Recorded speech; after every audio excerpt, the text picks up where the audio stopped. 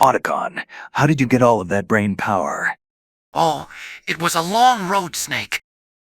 After matriculating at MIT, I got my PhD from Princeton University. And that was after. 9 long years. Then Armstead hired me, and that's how I found out about the true nature of Rex. Say, you learned online, didn't you? How exactly are people being educated online nowadays? You know, it's all messed up with Zoom meetings. However, there is a good Samaritan out there. He is an OIT student with a podcast to help people with college education and video creation. He's also a multimedia creator, meaning he shares his videos and podcast across multiple platforms. Interesting. Perhaps I can convince him to do a tutorial video on how to get past security cameras. Oh, Snake.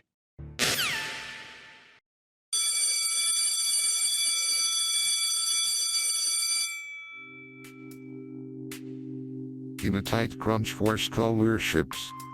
Trying to get around the writer's block for your net video. We've got you covered. Welcome to Life of a Content Creating College Student. With your hosts, Waite Hero 207 and Charlotte Waite.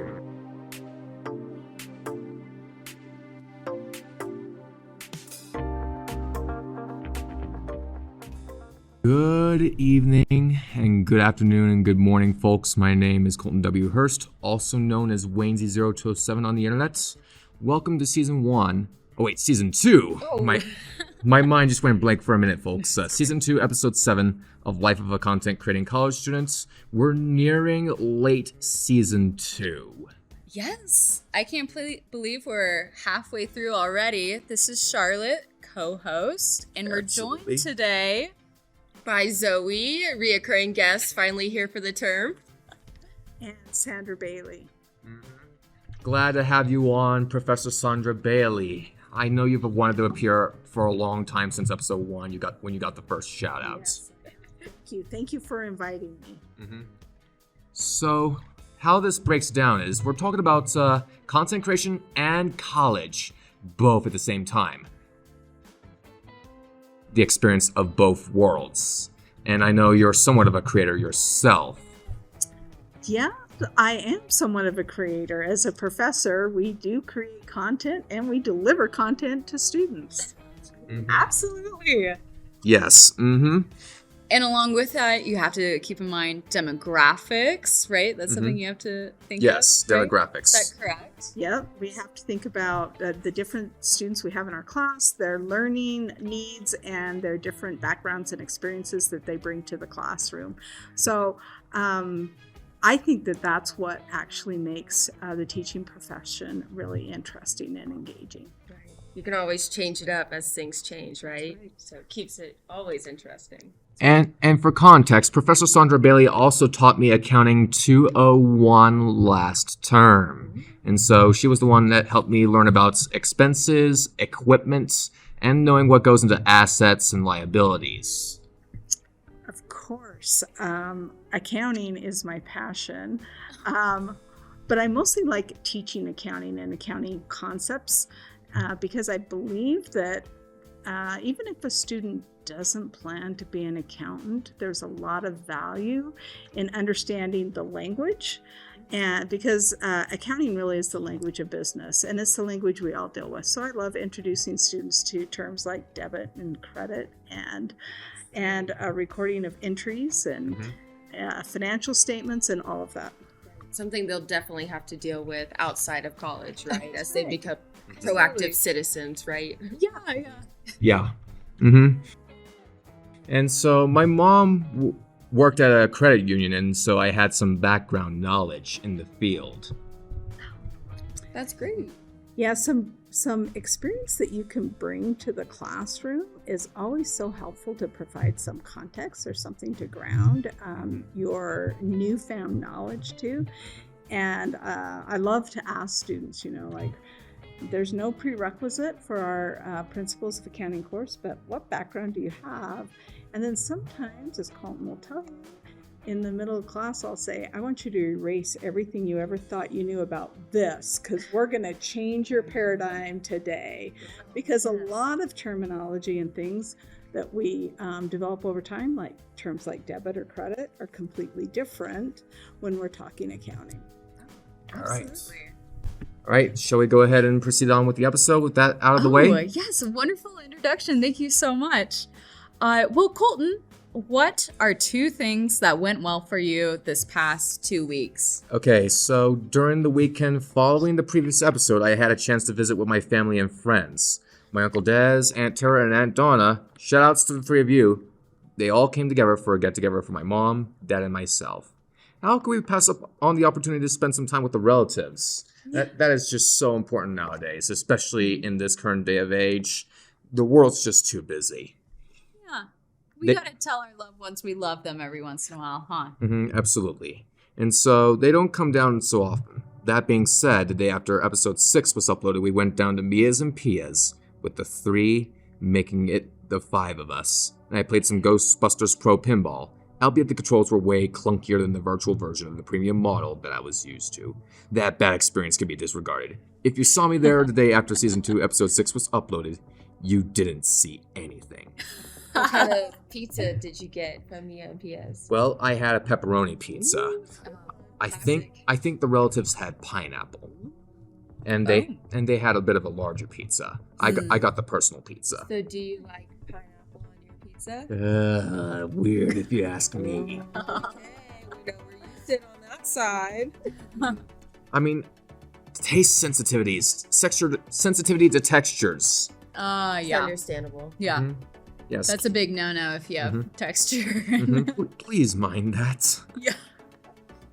Okay. We caught up on old times and new times. Plenty of discussion going around among family members. Following our little get-together, my buddy Alex, whom I mentioned in episode 6, came over to my dad's place to visit us. It was a blast. We had a nice steak dinner, we played old NES games on a plug-and-play version of the NES, and we watched The Price is Right. Alex got a kick out of bidding on various items and hearing the iconic fail horn. It was a pleasure having him over. Before we stopped by my mom with relatives on her side of the family one more time for a family photo, Dad and I got a surprise visit with my sister, whom we will refer to here as Storm Chaser 541, at OIT's parking lot just before we got to head to lunch. She only got to say hi for a minute, but there are other times where we can get together. Yeah. I didn't know you had a sister. Half-sister. 2 of them. Oh, I see. Lastly, surprisingly enough, Mom's relatives did not leave on that Monday, so we paid them another visit, and we hooked up a new doorbell at my mom's so we could see who's been around while I've been gone. Oh, nice. One of the video ones? Yeah, one of the video ones. And then I know I'm going to talk about my new logo at some point in this episode. However, I must point out right now that I have to thank Professor Halverson for making me go back and improve to where the wall is bigger and has more symbolism behind it. I will talk about what the logo represents as a whole as I answer question 4, but now is the time to say that the Waynesy 0207 logo has acquired a huge amount of distinctiveness behind it, and a common law trademark for Waynesy 0207 is now in use. This means that for all potential IP infringers, the unauthorized use of my content to associate with your content will constitute trademark infringement. Bum, bum, bum. Because of extenuating circumstances, I will not do so right away, but when I get the chance, I plan on registering the Waynesy 0207 alias and all of my content that falls under that alias under trademark law. Once it is registered, much like my major works under copyright law, any use of my content to associate with yours will be considered trademark infringement and may result in civil and criminal penalties. Always ask for my permission before you use my content, and please give it proper attribution. Creative Commons, period. Yeah, I think that's a great opportunity, and you've learned a lot about this from your coursework, right? That you've been talking about. Yes, absolutely. I've learned a lot. Yeah. Most definitely. So in business law, you learned about copyright law and trademarks. Allow me to establish this, only the basics. What my professor gave me was a book on intellectual property law, which allowed me to learn the full scope. That's awesome. And I'm sure plenty of creators have this burning question, but how exactly does intellectual property lawsuits go into accounting and assets? I'm glad you brought that up. Actually, we're just talking about that in our Accounting 202 class. And a trademark or a patent or a copyright are considered an intangible asset. So they're an asset of the business. And as you know, they each have different lives. Copyright has a different life than a trademark or a patent. Yeah, so they're depreciable. Right. Well, what we do is we actually amortize these assets or spread the cost of that asset over time. But what's interesting about a trademark is that a trademark often has to be defended legally, like you're suggesting, and any costs of acquiring the trademark plus costs of defending the trademark are added to the value or the cost of the asset on your books. So that explains it. No, that was very interesting. Thank you for that, actually. Yeah, so how did these things help you grow, and what did you gain out of learning all of this for the last 2 weeks? Okay, putting it simply, it was nice getting together with the family again. I am not going to say much, but chances are the relatives who came to visit will likely be sticking together for the time being. Kind of a weird change as the family doesn't get together too often, but I think it would be pleasant seeing them around a lot more in the coming days and weeks. I wonder what will be next in store, from visitation with family to gaining a corporate trademark logo. There have been many wins these first few weeks back in college, although there is not much I can do content creation wise aside from the podcast at this very moment. The developments have been occurring are looking, as the Grinch puts it, fabulous. Yes. So, what is one setback you've come across in the past 2 weeks? Setbacks. Always a challenge. Last episode we had technical difficulties in my graphic design for business class. Cue the fail horn because this episode isn't any different. When going through Illustrator to place the gold versions of the social media platforms I was on, Adobe wouldn't let me upload those images onto my business card. It was distressing. Dad and I went down to the Clown Technological Center after I shot an email to my professor to see what the problem was. Just as my intuition told me, the problem lies at the college's end because I am remotely accessing Adobe's software. That meant we had to get a hold of ITS once more and let them know that Adobe is yet again giving us problems. The monotony of the problems Adobe gives its users regularly, in my opinion, is ridiculous. You know what? I had that same problem one time. I had to work from home. I couldn't get my Adobe to work and save a PDF for someone. Oh, I understand your pain, right? Yes. Yeah, not pleasant. But we did get this resolved recently permanently, so that way we could access the remote desktop version because it's a lot faster by activating the OneDrive for Oregon Institute of Technology from the remote access. Oh, excellent. I'm glad. Because all these resources are available as a student. Yeah. You get some really awesome resources as a student here. I think you guys are really, really special on that. Well, what is one thing you can take away from this, and how can you turn the setback into an accomplishment? For future reference, kids, remember the golden rule of software use. Never trust Adobe. That's some great advice. Yep. And now here comes our random fact of the day. Speaking of copyrights and trademarks, all that good stuff. Square watermelons are grown in Japan. They use like a box. Yes. They put it in like an acrylic box. I've seen that. And then they let it grow into the shape. Into the shape of a square. Yeah. And now they do it with like apples. Yeah, they can put it in little heart boxes. So as it expands, it goes into the that's cool. I enjoy that. Love it. Wow. Minecraft watermelons are officially a real thing. You're not wrong. You're not wrong. All right. So, Colton, what did you do as a college student these past 2 weeks? Okay, so there's plenty of things that have been going on. In macroeconomics, which I have a 91.3% in currently, we have finished the initial review of the economic concepts and have begun talking about macroeconomic topics. It is no longer just a matter of what is economics or what is the basis of acting rationally. It is now about how the economy as a whole is affected. We have started our macroeconomic discussions on GDP and economic growth. There is a lot that goes into economic growth, such as our spending habits, our saving habits, our willingness to increase our capital, and many others. It's amazing to know that all the aggregates of goods and services that we purchase account for trillions of dollars in the United States. That includes investments, household consumptions, government purchases, and exports. That's the GDP equation. Net exports being the key word here. There are many countries and their economies are unique in their ways. For example, if a group of content creators goes out of business, there will be less video and podcast production and more restaurants. On the other hand, if more creators are entering the market, it affects the economy in the business aspect, such as merchandise, hairdressers, outfitters, and all the like that goes into appearance, technology, and sale of merchandise and official works. The GDP concept serves as yet another reminder that we creators are growing more essential to the economy every day because we are producing more final goods that to add to our GDP in the United States, meaning more and better goods and services.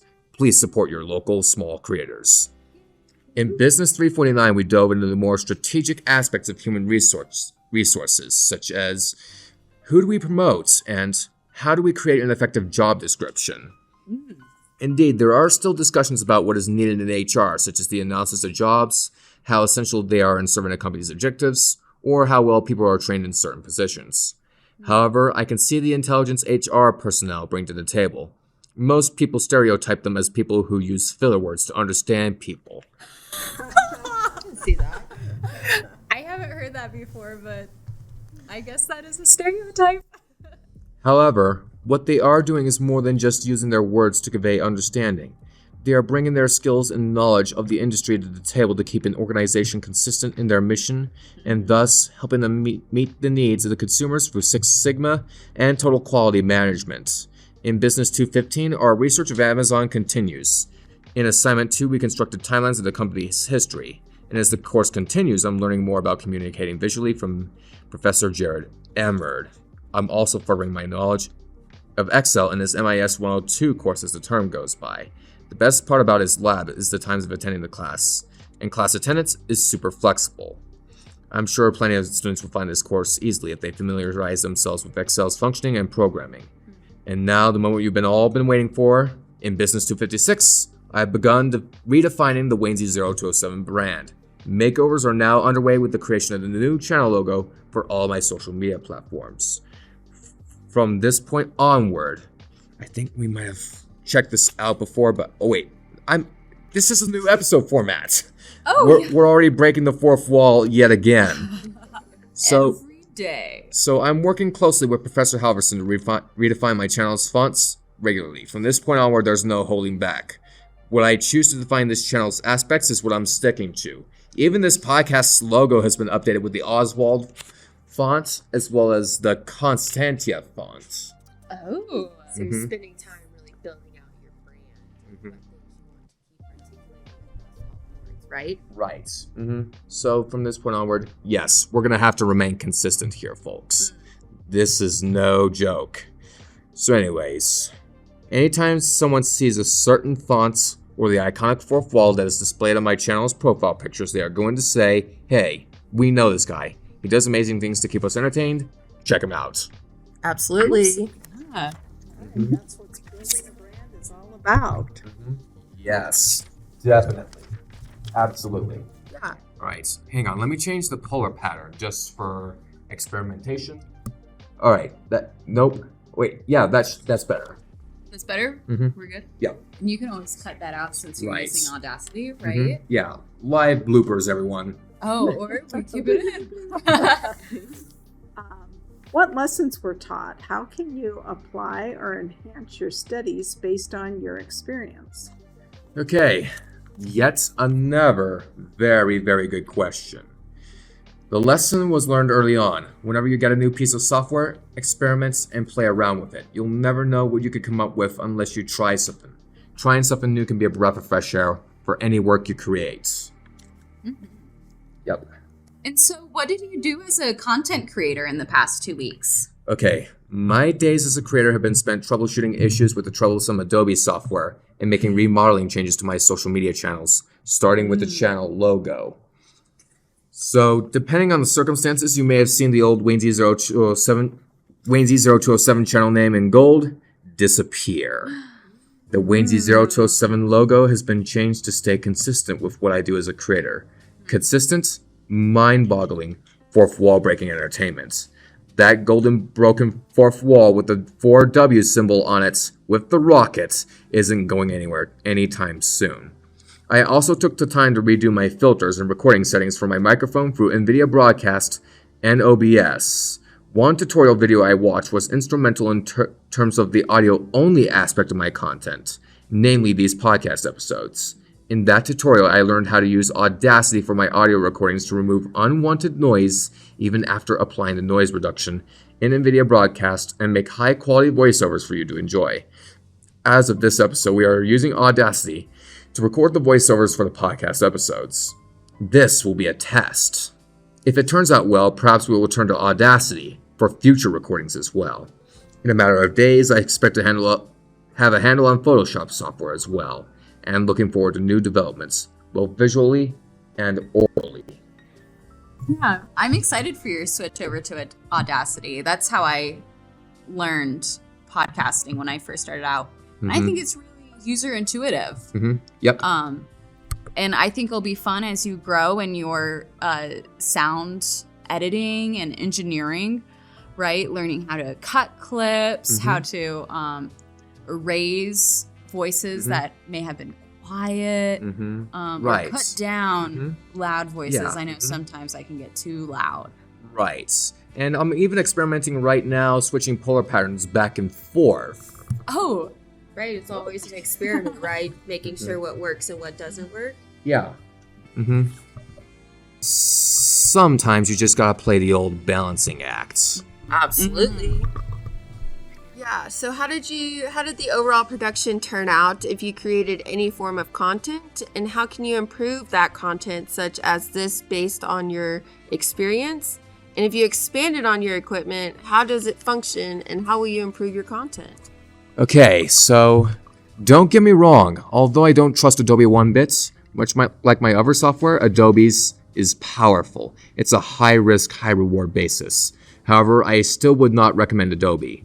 Regardless, the software you use to do video editing, Photoshop, and graphic design is down to personal preference.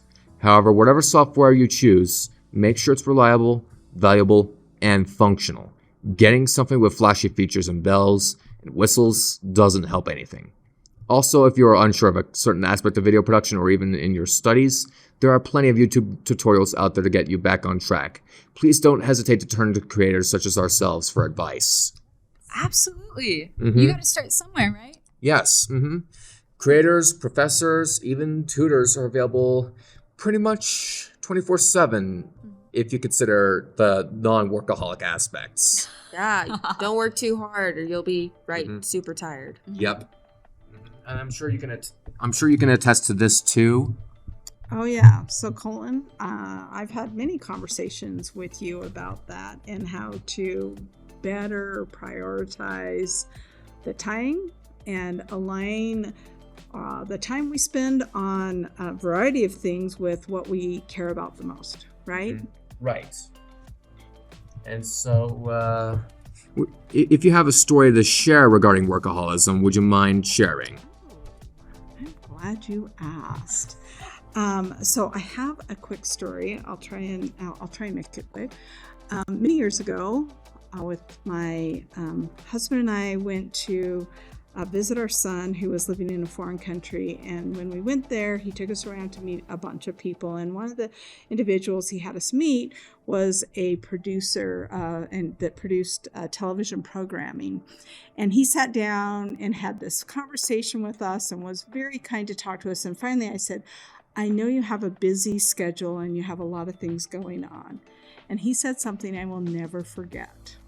And what he said was, I find when I put people first, everything else falls into place. And so that's just such a great example of values congruence. He was spending his time building human relations because that was valuable to him, even though it maybe meant that he was crunching his programming that was going to have to happen later in the day. And I think about that a lot. When I get interruptions during the day, and I think, you know what? That time with that colleague or that student was well worth the interaction, and everything else that I thought I needed to do will happen. Right. Absolutely. I do love that. And so it puts it all into perspective. People, 100%. Right. Without people, we would be replaced with robots, right? And that's just not as exciting, is it? We are not getting Terminator or the advanced technological philosophy in here. Thank God. Yeah, but it all just cycles back to, Colton, I think you're doing really great things right now. You're spending time with your family, the people that matter. People matter. Your work will come and go, and you'll succeed, and sometimes you have setbacks, but the people around you are consistent, right? And we got to make sure we're taking care of the people in our lives. Of course. Yeah. For the quote of the day, speaking of that, if you feel something calling to you to dance or write or paint or sing, please refuse to worry about whether you're good enough. By Glennon Doyle. Oh, that's a great quote. It's beautiful. Teaches you not to have to focus on all the hard work all the time, that smell the roses, right? Yes. I just love that it, I wonder how often we stop ourselves from doing something that would bring joy to our lives because we're worried about I'm not good enough or what others might think, or will I fit in or be weird if I participate. Right. So I love that quote. That's actually my New Year's resolution, is I think a lot about what other people think of me, right? And instead I need to do things because I love them, and just making sure I'm not hurting anyone with the things that I love, but not be ashamed of them, right? Yep. And then last question. Okay. What college events or club meetings did you attend the past 2 weeks? Okay. So surprisingly enough, we went down to Mia's and Pia's at the beginning of our relatives' visitation. There was a concert playing at the pizzeria, so there were some distractions for the awful in-person pinball gameplay. That joke's probably not gonna age well, will it? Oh no. Hopefully it doesn't get back to Mia's and Pia's. The band that played at Mia's and Pia's the first time we got together in a long while are known as the Rosalees, Oregon's only all-female bluegrass band. The band was the reason why when Dad and I went across Mia's and Pia's on the way to Mom's, the restaurant was packed. There was still plenty of people when we got back, but there was just enough space to where we could park and get some seats in. I hope to do better at the pinball machine than I imagined, but in-person machines are more tricky to navigate. I'll stick to my exploits, thank you. Not a day goes by when I miss the old machines that the place had, such as Tekken 3, Time Crisis 2, and even Simpsons The Pinball Party. I'm thinking about sometime soon, I should petition to bring back some of the old classic arcade games like this that were memorable so everyone has a chance to take a nostalgia trip. No childhood deserves to be left without revisitation. And there's also still that fundraiser petition going on for Step Up for Mental Health for Workaholism. Please donate if you get a chance. And really briefly, I will say that off notes, I actually got to sit behind the K-Tech desk and represent. How amazing! Tell us about your time there. Well, we better make this quick. So, what we did was we told visitors about K-Tech and what we do, and even encouraged them to sign up as student DJs. Wow, absolutely. Well, on a scale of 1 to 10, how well did this help you get involved with Oregon Tech and the Klamath community? I was going to say a 7, but I'm going to say 8. I was disappointed that my skills at the pinball table weren't as sharp as on the virtual machines, and the parking spots were mostly taken up when we first got into town. But other than that, it was fun. I know my ratings are very generous, but I have to be honest this time around. I'm just glad I had time to spend with my family. I wonder where the next get-together will be since the relatives will be here for a little bit. Yeah.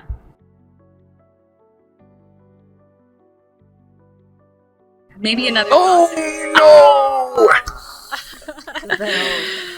Uh, ran out of time. no! It was great conversation.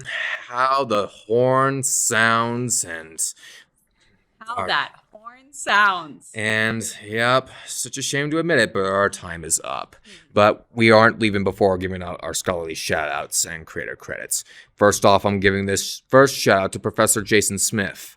Professor Smith is one of OIT's math professors. He was my professor for Math 101 and Math 111, and I first met him at flight school when first getting introduced to Oregon Tech. His teaching methods offer a simplified means of doing certain mathematical equations, such as finding the zeros of polynomials with more than one exponent. If my memory serves correctly, he recently started teaching linear algebra. He's always gone the extra mile for his students and encourages them to succeed and use simpler methods of solving mathematical equations. Props go to him for going the extra mile for his students and even me during my first year of college.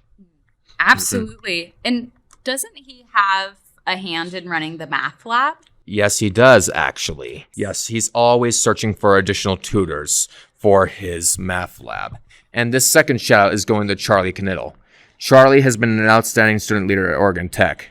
They were even a leader within the Leadership and Diversity Scholar Committee before he even joined the roster. Anyway, what they did may have been a small act, but it does show they care about the world around them. I was studying macroeconomics and finished speaking to Professor Hallie Newport because I needed to know the questions that I needed to answer to prepare for the Chapter 5 quiz. And Charlie came up to me and said they had something for me. Charlie reached into their bag and gave me some macroeconomic notes and practice problems. What Charlie did could easily make the day of anyone taking any economics class, whether it would be micro or macroeconomics. More so, Charlie is willing to take time away from the day to help someone who needs help the most. Thank you, Charlie. Your small act of kindness deserves a spot in the scholarly shoutouts for this episode. It's the little things, right? Yes. Putting people first. Yep. And now for the creator credits. This first credit goes to a particular group, actually. Troubleshooting YouTubers. There have been plenty of technical difficulties lately. For leisure regarding Madden NFL 25 constantly freezing. That's a game that I've been playing for a little bit. And professionally for figuring out which combinations of filters or effects to make high-quality audio voiceovers for future podcast episodes. For this shout-out, we are giving it to the collective groups of troubleshooting and technical support YouTubers who make pleasant technological experiences possible. They have experienced some of these issues many times before and are truly experienced in a way where they can guide us creators through some of these technical problems and prevent any inconvenience for our audience. Without these types of YouTubers, we would be stuck with possibly broken beyond repair equipment depending on the circumstances. These groups of creators are essential to our community because they make the production of content such as this podcast possible. Please take the time today to honor and support our local and essential creators. Once again, folks. And then this second shout out on that note is Blue Scooty, one of the more well-known creators, yet not as popular. For those of you who don't know, Scooty is a 12 to 13-year-old boy who was responsible for being the first person to crash Tetris. He missed the first crash opportunity, and then a few single line clears later, he nailed the kill screen. Since then, he's gained the internet notoriety. I was first introduced to this young man through my dad, who showed me a clip of him breaking the game through a TikTok video. Because of the impact of being the first to crash the game, Scooty has been met with praise and scrutiny. As of now, his first Twitch channel has been decommissioned because of Twitch's TOS, requiring all users to be at least 13 years of age to use their services. Someone has also been impersonating Scooty. He has done a stream recently of him casually playing Tetris and chatting with his fellow fans who recognize his iconic accomplishments. If you can, please check out his videos and reach out your voice to get his channel reinstated. Every voice counts, even if it's just one. I think that's pretty cool. At 12 years old, you're like, what, 5th grade, 6th grade? Crashing Tetris, something that's been around years. Yeah. First one to do it. That's so cool. Right. I remember seeing that on the news, and then I looked at my dad, and I was like, you ever beat Tetris? And he's like, I've never even played Tetris, you know? And so what a way to come in at 12, right? And really just blow it out of the park.